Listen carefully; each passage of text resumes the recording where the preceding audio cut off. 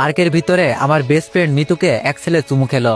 আমি তার দেখে 420 ভোল্টের একটা শক খেলাম। আমি পিছন থেকে গিয়ে মিতুর চুলের মুঠি ধরে ঠাস করে দুইটা চর মেরে দিলাম। ওকে মারা দেখে ছেলেটি ভয়ে লাফ মেরে উঠে এক দৌড় মেরে পালিয়ে গেল। মিতু আমার সাথে মারামারি করতে শুরু করে দিল। তবে ওর চুলের মুঠি আমার হাতের মধ্যে থাকায় ওকে চর মারতে আমার একটু সুবিধাই হলো। মিতু শুধু ওর বড় বড় আঙুল দিয়ে আমাকে খামচে গেল। মারামারি শেষ। মিতু বলল, তুই কোন সাহসে আমার গায়ে হাত তুললি, এতিমের বাচ্চা? আমি বললাম, বেস্ট ফ্রেন্ডের অধিকারে। মিতু বলল, নিকুচি করেছে তোর ফ্রেন্ডশিপের। দাঁড়া, আমি এখনই আমার ভাইকে ফোন করে সব বলছি। আমার গায়ে হাত তুলিস, তোকে আমি জেলের ভাত খাইয়ে ছাড়বো। আমি বললাম, যে এতিম তার আবার কিসের জেলের ভয়?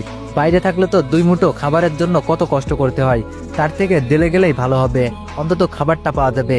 মিতু বলল, তুই আমার গায়ে হাত তুললি কেন? আমি বললাম, অপুর সাথে না মিশতে আমি তোকে এর আগেও অনেকবার নিষেধ করেছিলাম, কিন্তু তুই আমার কথা শুনিস নাই।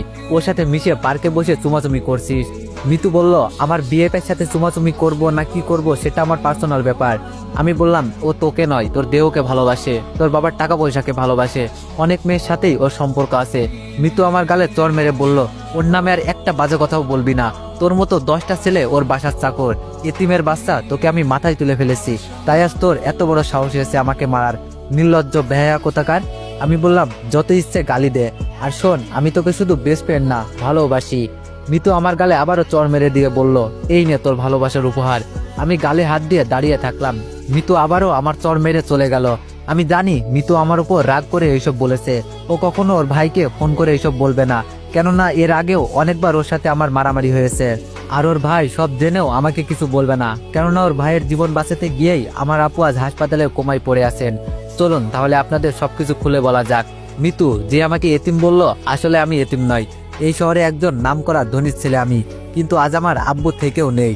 আমি যখন পেটে ছিলাম আর আমার আপুর বয়স যখন 5 বছর, তখন আমার আব্বু আমার আম্মুকে তালাক দিয়ে এক ধনী মেয়েকে বিয়ে করে নেন। এরপর একদিন আম্মু আমাকে জন্ম দিয়েই চলে যান না ফেরার দেশে। আমাকে কোলে করে নিয়েই আমার আপু মানুষের দ্বারে দ্বারে ভিক্ষা করে বেরিয়েছে। আমার বয়স যখন 5 বছর, তখন আমার আপু মানুষের বাসায় কাজ করে এনে আমাকে খাইয়েছেন। এভাবেই আপুর কাছে আমার মা বাবার আদরে বড় হতে থাকি।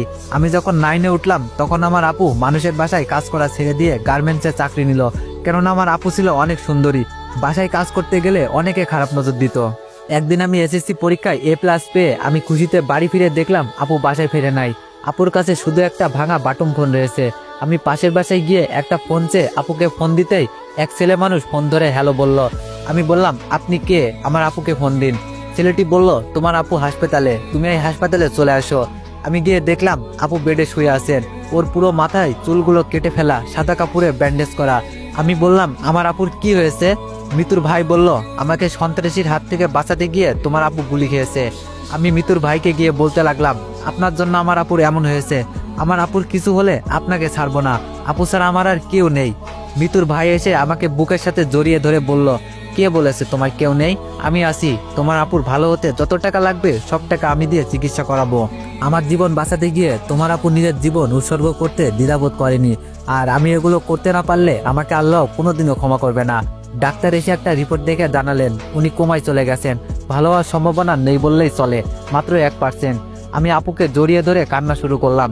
আপু কিছুই বলছে না। দেখলাম শুধু ওর চোখের কোণা দিয়ে 2 ফোঁটা জল বেরিয়ে আসলো। সেই থেকে মিতুর ভাই আমার আপুকে দেখার জন্য একজন নার্স রেখেছে এবং সমস্ত চিকিৎসার দায়িত্ব উনিই নিয়েছেন।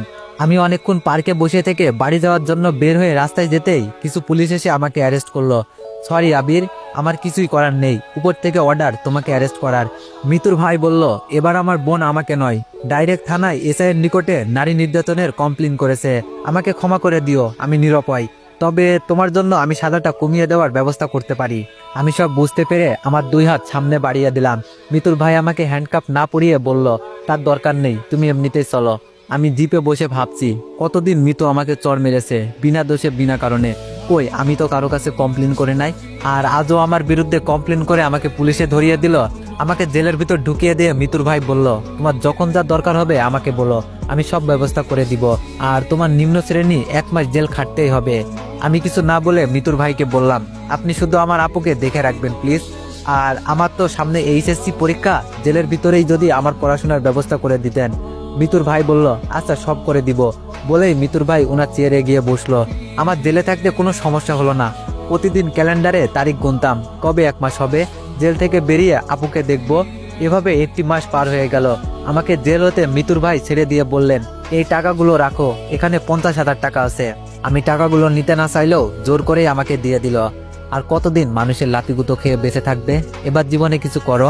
আমি বললাম, অবশ্যই কিছু করব, তবে আমার পরীক্ষাটা আগে হয়ে যাক। বের হয়ে আসছি আর ভাবছি, টাকাগুলো যদিও ব্যবসা করার জন্য সামান্য, তবুও আমার মতো এতিমের কাছে এই টাকাগুলো অনেক। এই টাকাগুলো দিয়ে আমি আমার ভাগ্যটা লিখবো।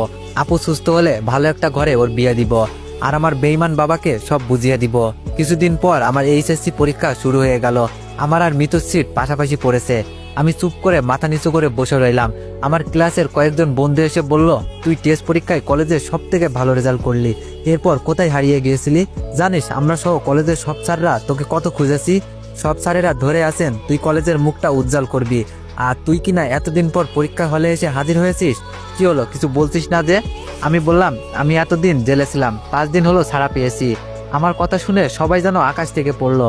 তো এভরিওয়ান, নেক্সট পার্ট আমার ইউটিউব চ্যানেলে দেওয়া আছে, তোমরা যে দেখে আসতে পারো। আর তোমাদের কাছে একটাই রিকোয়েস্ট, এই ভিডিওতে 500+ কপি লিঙ্ক করে দিও। ধন্যবাদ।